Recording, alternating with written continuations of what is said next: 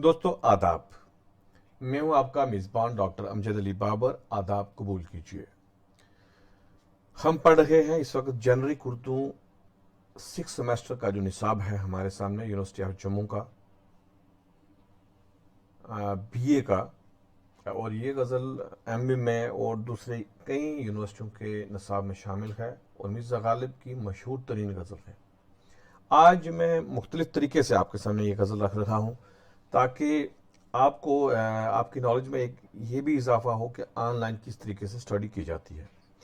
आप जानते हैं और जो नहीं भी जानते उनको मैं बता दूं कि रेख्ता.com उर्दू की सबसे बड़ी वेबसाइट है अगर मैं ये बोलूं, और सराफ साहब इसको चलाते हैं। इतना बड़ा उनका कंट्रीब्यूशन है कि जिसका कोई भी दूसरा सानी नहीं है। लाखों किताबें यहाँ ऑनलाइन कर दी गई हैं और न सिर्फ उर्दू में बल्कि उनका तर्जमा इंग्लिश और हिंदी में भी साथ में है। अगर आप उर्दू का कोई लफ्ज़ देखना चाहें, जहाँ पे आप उसके माने उर्दू में देखेंगे वहाँ पर इंग्लिश और हिंदी में भी उसके माने देख सकते हैं। ये आप कैसे देख सकते हैं आज की इस वीडियो से ये भी आपको पता चलेगा। और दूसरा ये है कि उन्होंने इतना बड़ा काम किया है रेख्ता.com ने, तो आप कम से कम ऑनलाइन जाइए, सर्च करिए ताकि उनके काम का उनको कुछ फीडबैक पहुंचे उन तक। तो मैंने ये फैसला किया कि ये गज़ल चूँकि रेख्ता पे मौजूद थी इसलिए मैं रेख्ता से ही आपको लाइव पढ़ा रहा हूँ। और इसमें आप देखेंगे कि अल्फाज माने भी हम आराम से देख सकते हैं और किसी लफ्ज़ का अगर तलफ़ुज़ हम देखना चाहें वो भी हम आराम से देख सकते हैं। तो आप अपने दोस्तों में चैनल को ज़रूर शेयर करिएगा और पसंद आप को आए अगर ये सेशन तो इसको लाइक ज़रूर करिएगा ताकि ज़्यादा से ज़्यादा स्टूडेंट्स तक ये पहुंच सके। बड़ी मशहूर गज़ल है गालिब की, आह को चाहिए एक उम्र असर होने तक, कौन जीता है तेरी जुल्फ के सर होने तक। ये गज़ल का मतलब है। आप देखिए इसमें काफिया आया है असर और सर, होने तक जो है ये रदीफ़ा है। हालांकि यहाँ पर ऐसे लिख दिया है आ को चाहिए एक उम्र असर होते तक, होते नहीं है ये होने तक है। ये गलती हुई है लिखने में कहीं ना कहीं। अब देखिए हम मिसाल के तौर पर उम्र के माने देखने हैं तो हम उम्र पे क्लिक करेंगे। आप देखिए ये उम्र पे क्लिक किया, ये हिंदी में भी इसके माने आ गए, रोमन में उम्र UMR और इंग्लिश में इसके माने एज, लाइफ या स्पैन ऑफ लाइफ। और इसका तलफ़ुज़ भी हम देख सकते हैं, ये देखिए उम्र। उम्र। और इस तरीके से आप जो भी लफ्ज़ आपको नहीं समझ आएगा आप उसको देख सकते हो। इसी तरीके से हम कौन जीता है, मतलब जीता क्या चीज़, हम जीता पे क्लिक करते हैं। आप देखिए जीता के माने आगे लाइव मतलब जिंदा रहना, और एक जीता होता है जीतना यानी वन, ये WON वन, ये आपके सामने देख रहे हैं। और इसका तलफ़ुज़ भी आप देख सकते हैं, जीता। जीता। तो इस तरीके से आप जाके ऑनलाइन पढ़ सकते हैं और इतना आसान है आजकल नॉलेज हासिल करना। सिर्फ यह है कि आपको वक्त निकालना है, आपको इन चीज़ों की तलाश करनी है। अब हम आते हैं इसके माने पर और तशरीह पर। आह को चाहिए एक असर होने तक। आह के माने अगर आप देखें तो आहा आहा हो गया कि मतलब दुख की आवाज़, दुख भरी आवाज़, दर्द की आवाज़ जब इंसान के दिल से निकलती है। शायर ये कहता है, गालिब ये कहता है कि उसको असर होने तक एक वक्त दरकार है, एक उम्र दरकार है। एक उम्र के एक तवील उम्र दरकार है, एक तवील अरसा दरकार है। यानी कि वो छोटे अरसे में मुख्तसर वक्त में किसी के दिल से आ निकली हुई असर नहीं रखती। फिर दूसरे मिसरे में कहते हैं कौन जीता है तेरी जुल्फ के सर होने तक, और मेरे महबूब तेरी जुल्फ के सर होने तक यानी उस तक रसाई हासिल करने तक, उस तक पहुँचने तक कौन जीता है, कोई भी नहीं जीता। कौन जीता है इस्तफामिया का लहजा है, यानी कोई भी जिंदा नहीं रहता, तब तक तो सारे ही मर जाते हैं और तेरी जुल्फ तक रसाई किसी को भी हासिल नहीं होती। इतना ही करेंगे। मज़ीद अगर आपको जानकारी लेनी होगी तो आप कमेंट कर सकते हैं, मुझे पर्सनल में भी मैसेज कर सकते हैं। अब हम चलते हैं आगे। दाम हर मौज में है खलकाए सदकाम नहंग, देखें क्या गुजरे है कतरे पे गौहर होने तक। अब देखिए गौहर के माने हम देखें, यहाँ से देखने शुरू करेंगे। गौहर के माने आगे पिरल, जम, हम मोती के लिए बोलते हैं। और इसी तरीके से आप देखेंगे दाम के माने आगे चैन ऑफ वेव्स। ऐसे तो दाम जाल को बोलते हैं यानी चैन को बोलते हैं। मौज हर दाम हर मौज, ये एक तरकीब बनी है। मौजे दाम में हर मौज, यानी मौज की दाम, तो इसके लिए चैन ऑफ वेव्स, जो समंदर में लहरों का एक चैन बनता है, उसके लिए कहा है। और नहंग बोलते हैं मगरमच्छ को, क्रोकोडाइल को। आप देखेंगे ये माने सर्च कर रहा है, मेरा नेट भी थोड़ा स्लो है, शायद टाइम लगा दे। तो हम जब तक बात करते हैं कि दाम हर मौज में है हल्काए सद काम नहंग, कि जो समंदर के जो लहरें हैं, जो मौज हैं, जो वेव हैं, हल्का सदका में नहंग को ये लिखा, chain of monsters of 100 engagement works, यानी कई चैन हैं। इसने इस तरीके से इसको लिखा है कि हर मौज में मौज में कई जाल हैं वेव्स के, लहरों के, और उसमें कई सैकड़ों मगरमच्छ हैं, कई नहंग हैं उस मौज में, यानी समंदर की वेव में, लहरों में कई मगरमच्छ हैं। देखें क्या गुजरे है कतरे पे गौर होने तक। अब ये देखना है कि कतरा जो है पानी का वो गौर कैसे बनेगा। अब आपको सवाल ये पैदा होता है कि कतरा गौर कैसे बनेगा। कहा जाता है कि एक सीपी होती है जो समंदर में होती है, वो मुंह वहाँ से अपना निकालती है बाहर, उसके मुंह में पानी का कतरा पड़ता है और वो उसके गले में मोती बन जाता है। और वो सीपी इतनी कमज़ोर सी है और मगरमच्छ इतना तगड़ा है कि वो कई सीपियाँ जो हैं मगरमच्छ के जालों में तबाह और बर्बाद हो जाती हैं। और शायर कहता है कि अब कतरा मोती तो बनेगा, लेकिन वो उन मगरमच्छों से उसको कैसे बचना पड़ेगा, तब जाके वो मोती बनेगा। ये जो इसकी तर्जुमा और तफसीर थी ये था।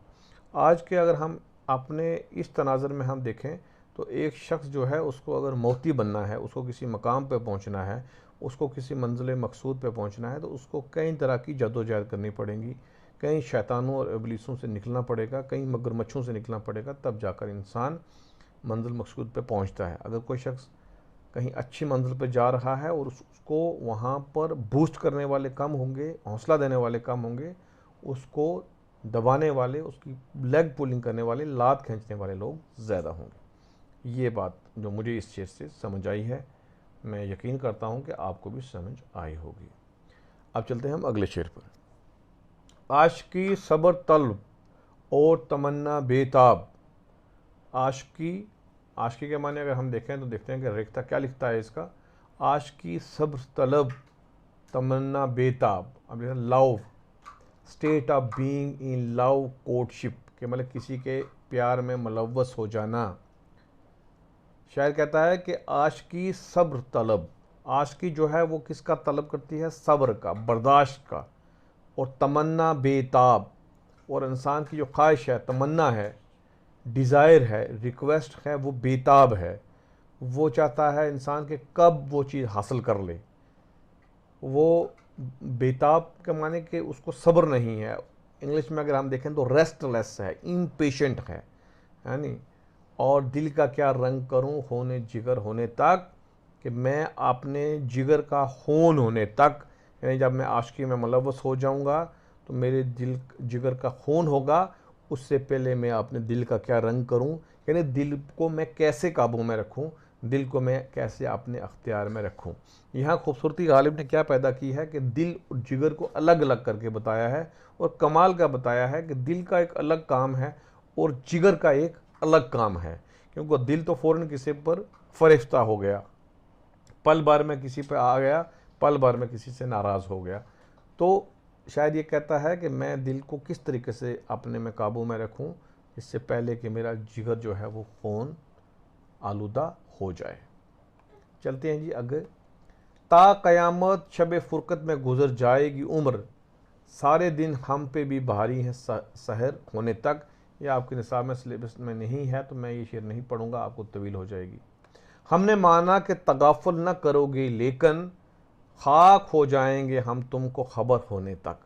कमाल का शेर है, गालिब के चुनिंदा अशार में से है। तगाफुल के माने आप देखें, तगाफुल नेगलेक्ट, मतलब किसी को हम नेगलेक्ट करते हैं, गफलत करते हैं। अगर कोई बुला रहा है तो हम बोलेंगे नहीं अभी बाद में जाएंगे। आप देखिएगा, आप शेर के माने गालिब कहता है कि हमने माना कि तगाफल ना करोगे, लेकिन अपने दोस्त से कह रहा है, अपने हमदर्द से कह रहा है, अपने महबूब से कह रहा है, अपने चहेते से आप समझ लो कह रहे हैं, या जिससे आपको बहुत ज़्यादा उम्मीदें हों उसको कह रहा है कि हम ये बात मानते हैं, तस्लीम करते हैं कि आप तगाफल कभी ना करोगे, आप गफलत कभी ना करोगे।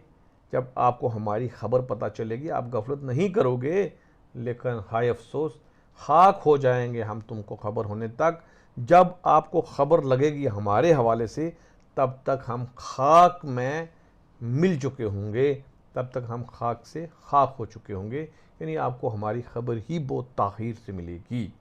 अब खबर ताख़ीर से क्यों मिलेगी, इसको आप कहीं हवाले से देख सकते हो कि शायद कि वो हमारी ख़बर कोई रख ही नहीं रहा था। अगर ख़बर रखते तो खबर रहती। अब खबर रखने से खबर रहती है।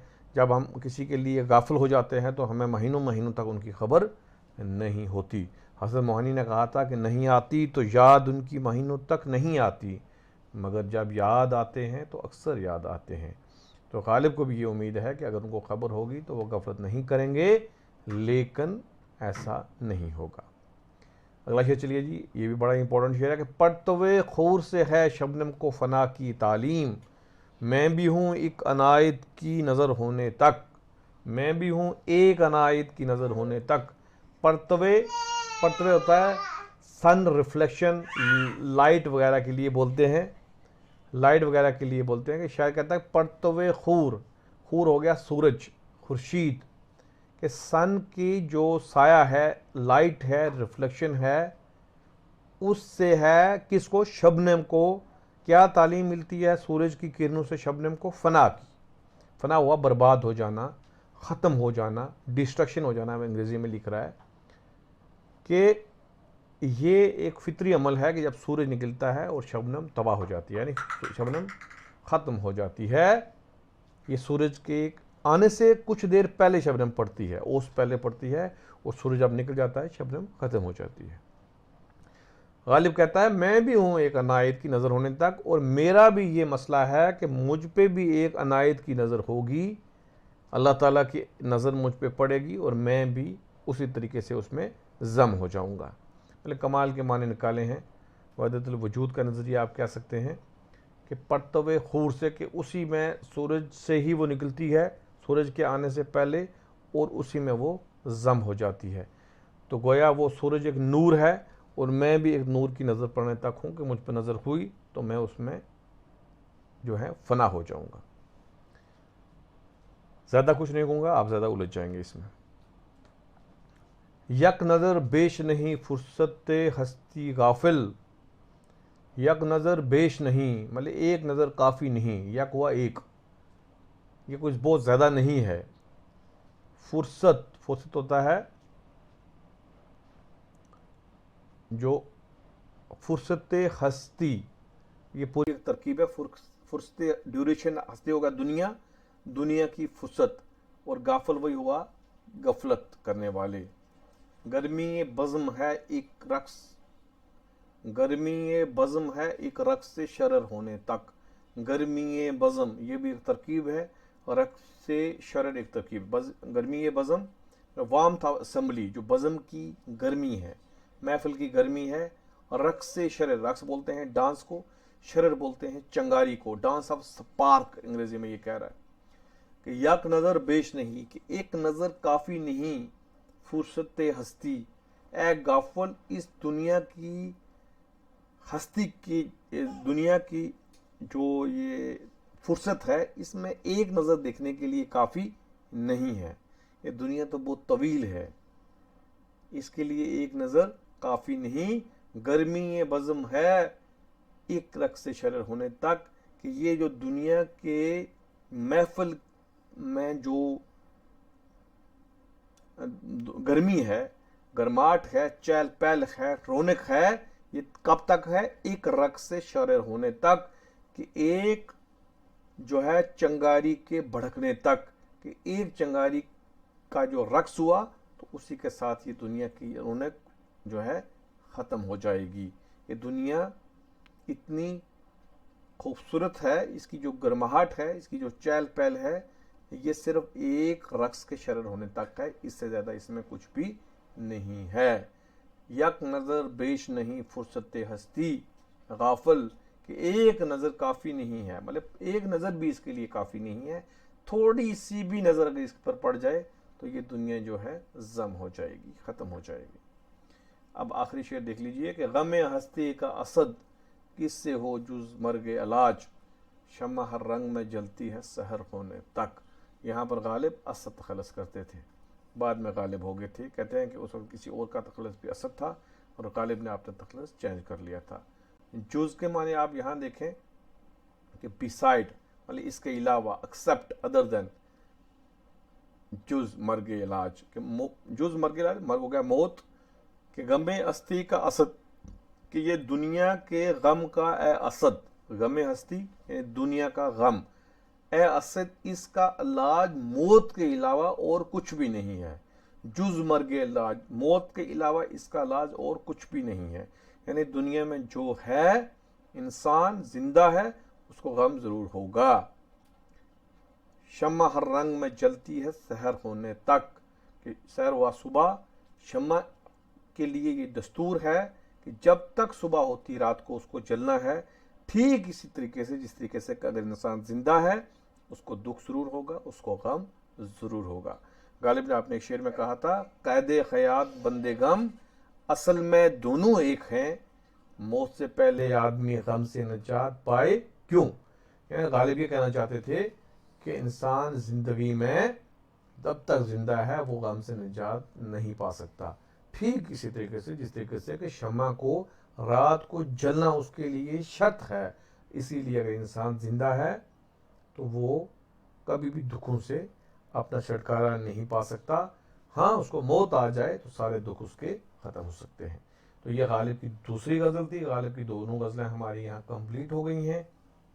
अगर आपको ये अंदाज भी पसंद आया हो तो आप आपने कमेंट देकर मुझे मशवरा दीजिएगा, और ऑनलाइन पढ़ने का ये तरीका आपने इसे सीखा है, आप ये कोशिश कीजिएगा। जिन स्टूडेंट्स को नहीं पता था वो इस तरीके रेख्ता पर जाके अपनी तालीम जारी रख सकते हैं इस लॉकडाउन में भी। तो ज़्यादा कुछ ना कहते हुए कि आपने चैनल को सब्सक्राइब करें, शेयर करें और इसको लाइक करें। तो इजाज़त मुझे दीजिए, खुदा हाफिज़।